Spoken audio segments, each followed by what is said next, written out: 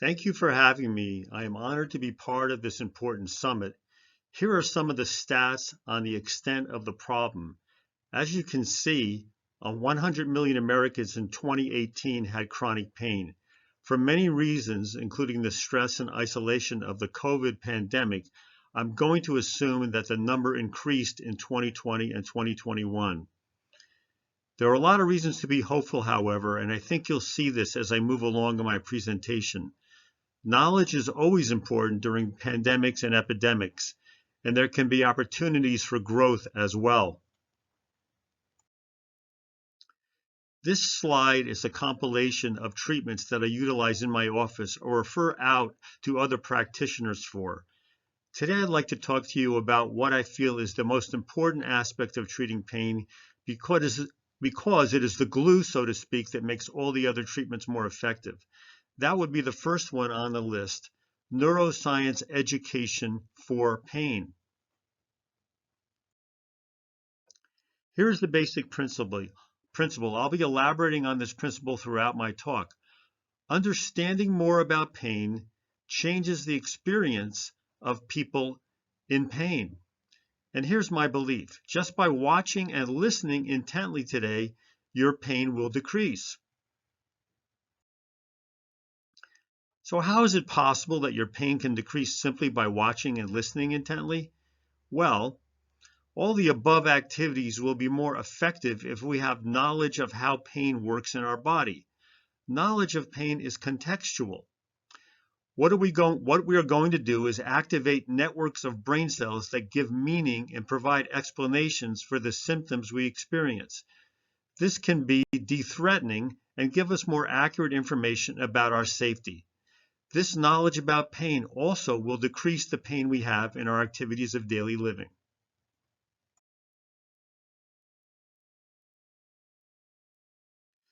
There is abundant research that neuroscience education for pain is effective.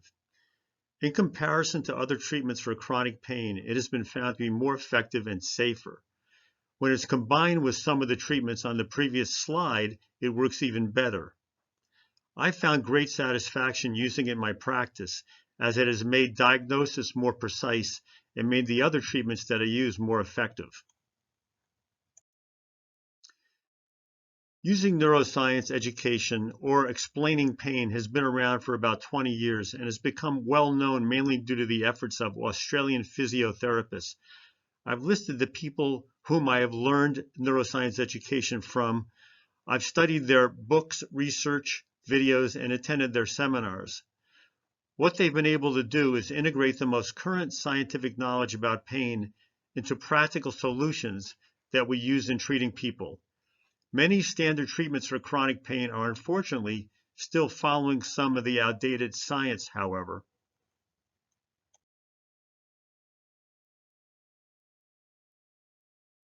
So let's begin the process of learning about pain. Let me ask you, would this hurt? If you stepped on those thumbtacks, would it hurt? Of course it would. But how would you know it would hurt? What I'm asking you is, what about your body tells you there are thumbtacks in your foot? Well, there are about 45 miles of nerves that connect every tissue to your brain. By tissue, I mean bones, muscles, joints, and organs, including your skin. For example, your back, shoulders, and knees are all connected to your brain by nerves. These nerves and your brain comprise your nervous system. The nervous system tells you there is a thumbtack in your foot. Now, we need further elaboration, but for the moment, all you need to know is that every tissue is connected to the brain, and that enables you to sense what is happening throughout your body. This is the model of pain suggested by the 18th century mathematician and philosopher René Descartes. Elements of this pain philosophy are still prevalent in medical practice and our society in general. This model is inaccurate, and its application results in misguided treatment. As you can see, the man is putting his foot in the fire. This nerve carries a message all the way up from the foot to the brain. This model implies that the sensation of pain is created in the man's foot. The nerve then carries the sensation of pain directly to the brain. In effect, the nerves in the foot are pain nerves. This theory has 4 implications. Number 1, it implies that pain perception always has an underlying physical cause. Number 2, the intensity of pain is related to the amount of tissue injury. Number 3, the location of pain indicates the cause. What follows is, if you feel a pain in your foot, we treat just your foot. If you have a pain in your back, we treat just your back. And number 4, pain is primarily a sensory phenomenon that is separated from higher order brain influences. Therefore, there is no effect of stress or emotions on pain. This model is still very influential in the treatment of pain today. It is easily understood by both doctors and patients. It is very inaccurate, however, and conflicts with what we know from current pain science. I'm sure it also conflicts with the personal experience of many of you that are listening today. There's a lot of evidence that refutes the Cartesian model of pain. Often the degree of pain we experience does not correlate with the degree of injury in the tissues. Here are some examples. I'll let you read the list. You can have minor tissue injury and have severe pain. You can also have major tissue injury and have very mild pain. Here's another example. This is a study that looked at MRIs of the lower backs. 40% of people with no back pain had a bulging disc on their MRI. Here's a study of shoulder MRI exams. These people had no pain and their movements and function were normal. Notice that 1/3 of people over the age of 30 had rotator cuff issues on their MRI, and 2/3 of people over age 70 had rotator cuff issues on their MRI. And again, I want to emphasize these people had no pain, no limited movement, and their function was normal. Of course, when a nail goes all the way through your foot, this has to be painful. Well, as reported in the British Medical Journal in 1995, a 29-year-old builder jumped down onto a 15-centimeter nail. The nail went entirely through his boot. He was rushed to the hospital in severe pain. He had to be sedated with the most powerful of opioids, fentanyl. When the nail was pulled out, it was found to have gone between his toes, and he was not injured at all. It's also important to know that almost all tissues in the body heal after injuries. Some take longer than others. A common injury that is blamed for lower back pain is disc bulges seen on MRIs. But disc bulges heal in about 3 to 6 months. Now, a common thing that happens in my office is a patient will come in and tell me, Dr. Schwartz, I have 3 disc bulges in my back. So I ask them, well, how long have you had them? And they reply, since 1974. Well, these disc bulges have healed long ago. So the disc bulges can't be the full answer to the patient's pain. Another mechanism must be operating as well. So let's review what we have learned so far and contrast that with the Cartesian model of pain. In contrast to the Cartesian model, you can have pain without any physical injury. Minor injuries may result in severe pain, and major injuries may result in mild pain. The location that pain is felt may actually have nothing to do with the actual cause of pain. The brain stress and emotions have some degree of impact on almost all pain states. How can we explain these apparent contradictions between what is commonly assumed about pain and what we have learned through research and our experiences? This can be explained because the experience of pain is a different process than what is happening in the tissues. What is happening in the tissues is called nociception. We don't feel nociception, it's danger detection. Pain, on the other hand, is produced by the brain. We feel pain. We'll talk about how that occurs in a moment. This slide compares nociception and pain. Nociception occurs at sensory nerve endings that detect heat, cold, pressure, and chemicals. Nociceptors are danger detectors. They are located in and around most tissues of the body. There's a great deal of empirical, anecdotal, and experimental research evidence that validates the fact that nociceptors are danger detectors and not pain detectors. Pain, on the other hand, is produced by the brain after a person's neural signature has been activated and concluded the body is in danger and protection is required. There are no pain detectors, no pain messages, no pain nerves, and no pain pathways, and no pain centers in the brain.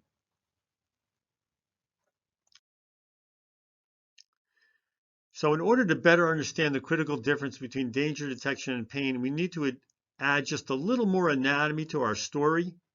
We have just 3 structures to know: danger detectors, danger messengers, and the chief educational officer, which is the brain.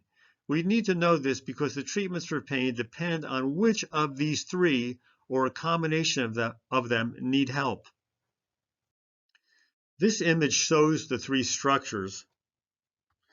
Here we have the danger detectors going into the spinal cord, the danger messenger going up to the brain, and then we have the brain, or the CEO, the chief educational officer itself. Tissues contain very small endings we call danger detectors. They are the ends of nerves that take a message into the spinal cord. So the danger detectors consist of small nerve endings in the tissues, like the intervertebral discs in your back, for example, and the nerve that carries the message to the spinal cord. As an example, one of the functions of the sciatic nerve is to conduct danger messages into the spinal cord. The sciatic nerve has danger detectors located in the muscles and joints of your pelvis, hip, and leg. In this image, you can see the danger detectors located in the intervertebral disc in the lower back. If you're sitting in a slouched position for a while, it is likely those danger detectors are firing messages into the spinal cord. By the way, did some of you just sit up straighter? So there are danger detectors in the knee, shoulder, and throughout the body as well. In general, the more protection that is needed in an area of the body, the higher the population of danger detectors. The nerves in the spinal cord conduct the danger message to the brain. These nerves are our danger messengers. A lot of integration of the danger message occurs in the spinal cord. It can be either increased or reduced. And also notice that I have not used the word pain yet. The brain has networks of nerve cells that are distributed throughout its entirety that are involved in producing outputs to protect us, one of which is pain. Your brain's number 1 task is to protect you. To be very clear, pain is an output of the brain. The brain has no pain center. Instead, it utilizes many other areas and creates a pain neurosignature that is unique to each person. When your brain decides that it needs to protect you based on a perceived threat, it activates your pain neurosignature. Here you see 9 brain areas that are involved in the pain neurosignature. In a moment, I'll elaborate on the inputs the brain uses to decide if you are under threat and in need of protection. The areas on this slide have been shown to be active on functional MRI studies when people are in pain. Note that each area has its own function. When people have chronic pain, some of these areas may be preoccupied with pain and therefore unable to perform their usual function. Look, for example, at number 5, the sensory cortex. Its job is to localize sensation. It tells you where on your body you are feeling a sensation, like touch. If it's preoccupied with pain, this can result in poor left-right discrimination or pain that spreads in a non-anatomical distribution. There are specific therapies that we use to help with this problem, by the way. The 3 components of the pain system have adjustable sensitivity. The danger detectors, danger messengers, and the brain can all increase their sensitivity and become more efficient at pain processing. This is not a good thing, of course, but just as we've learned to turn up the sensitivity, we can turn it down also. That's neuroplasticity. Now, there are many interesting mechanisms that cause this increased sensitivity. Some of them are due to the interactions of the immune and endocrine systems with the nervous system. That means more videos and more fun for you. Congratulations, we've learned a lot.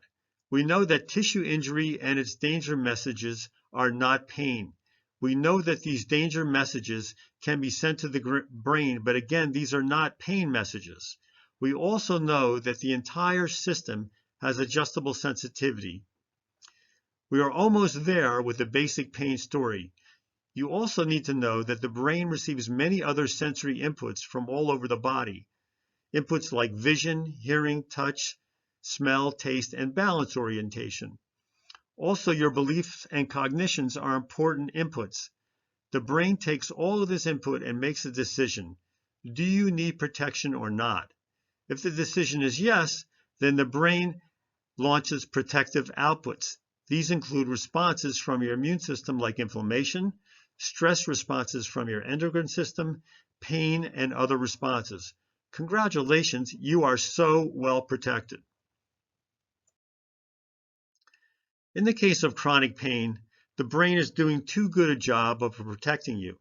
That's why I work with my patients to look for factors that are increasing their threat level. We may need to examine some beliefs and cognitions about pain that are not serving them well. Notice also that nociception, which is danger detection, and I've told you it's not pain, is one of the inputs the brain uses in making the protection call. Therefore, it is important that although the tissues don't directly cause pain, they need to be fully rehabilitated. This is where precise movement therapy comes in. I do this with most of my patients if I suspect they have some degree of an issue with their tissues. Many of our beliefs and cognitions can be placed into the 7 categories above. It's a nice way of organizing your search for factors that are affecting the level of threat your brain is receiving. DIMS are danger in me, SIMS are safety in me. Our goal is to reduce the DIMS and elevate the SIMS. This is based on the work of Lorimer Moseley and David Butler. I'm making videos on DIMS and SIMS. It's a very large topic. For now, here are a few examples. Let's talk about the things I hear and see. So here's some of the things that you can hear or see that cause the threat level in the brain to increase. These are regarding information about medical tests and diagnoses. If tests or diagnoses are not adequately explained, the threat level can increase. For example, conflicting medical opinions can be a source of fear. If you go to 5 different doctors and get 5 different opinions, this can be a problem, of course. You have a bad disc, it's a facet syndrome, it's your pelvic muscles, or it's in your head. This is why you must always insist upon and receive adequate information about test results, diagnoses, and treatment. Here are some beliefs that cause the threat level to unnecessarily increase. I'll read a few of them. All pain must be gone before engaging in normal activity and movement therapy. Passive treatment is the answer. The doctor heals you. Pain is always bad. Work is harmful. The belief you have that some condition that no one else has ever had. The techno fix, that's people who always want the latest technology because they think that that's the most important thing in healing them. Cause and effect, not looking at the whole picture. This is where you feel that you've done a disc in your back and this is the entire reason that you have pain and nothing else could be involved. Carrying your illness in your wallet as a form of ID. What could that be? Well, this refers to people who have received a diagnosis many years ago and carried with them throughout their life.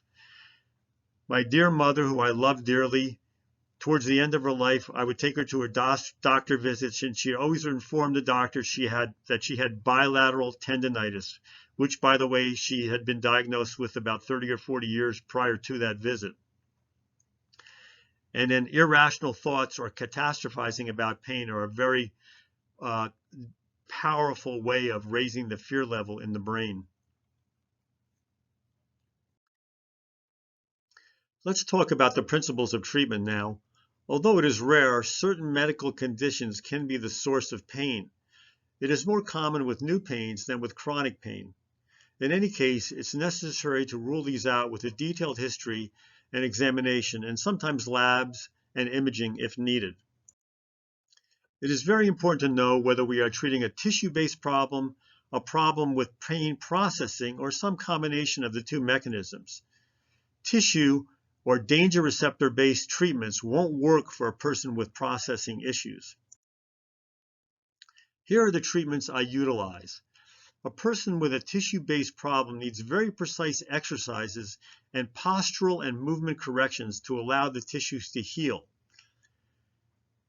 People who have problems with pain processing need more neuroscience education, graded exercise, blood flow through aerobic exercises, sleep hygiene, and sometimes graded motor imagery. Eye movements to activate brain regions are applicable especially to patients who've had concussions, vestibular problems, or other types of dizziness. Some patients may have systemic inflammation that causes chronic pain. They need nutrition that is based on laboratory diagnosis. I refer out for cognitive behavioral therapy and acceptance and commitment therapy. They are very important for patients with processing problems. Consider this, there are 168 hours in 1 week. If you spend 1 to 2 hours of time in a doctor's office per week, you're still on your own for an additional 166 hours. What you do during this 166 hours of time has a huge impact on your pain and your life. High self-efficacy for dealing with pain is the confidence you possess in dealing with pain. During your time with me, we work together to empower you with the knowledge and skills to take care of yourself. That way you can maximize the effects of the 166 hours per week that you're on your own. This is relationship-centered care, best described as a cooperative student-teacher relationship. You also learned an informed active coping style. The net result is high self-efficacy for dealing with pain. Here's more detail on informed active coping. I will go into more depth about coping styles in a separate video. Active coping is confronting the problem head-on. Informed active coping, I use the term informed active coping as it more accurately reflects what I teach people, involves refinement of the active coping style. Active coping style describes an attitude, whereas informed active coping describes knowledge applied towards a goal.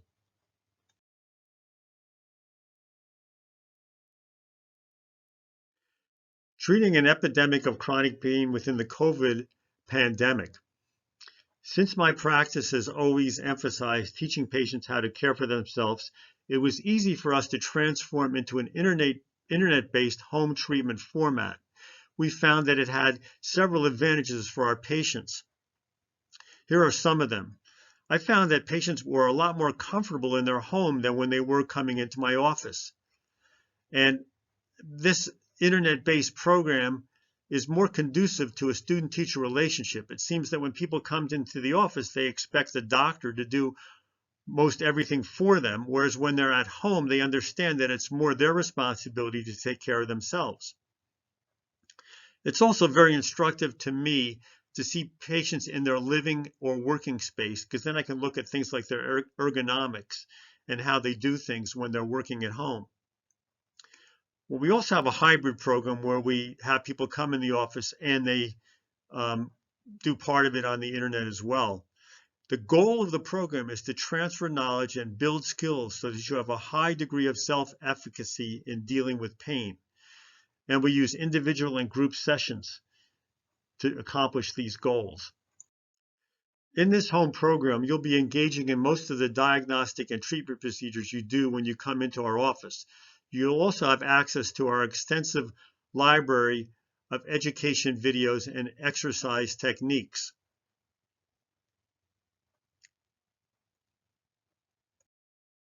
My presentation today was detailed. My intent was to teach you the basic difference between danger detection and pain. It's a critical distinction you must apply in healing from chronic pain. If this is your first experience with neuroscience education for pain, please understand that its effectiveness depends on targeting the teaching specifically to the learner's needs. This, of course, depends on knowing the individual learner's needs. I hope that I have the opportunity to do that with you one-on-one or in a small group setting. It is much more effective when I know what your concerns are. I would suggest you get on our email list so you can be notified about our upcoming educational pain videos. Thank you for listening. I hope you have a healthy and peaceful 2021.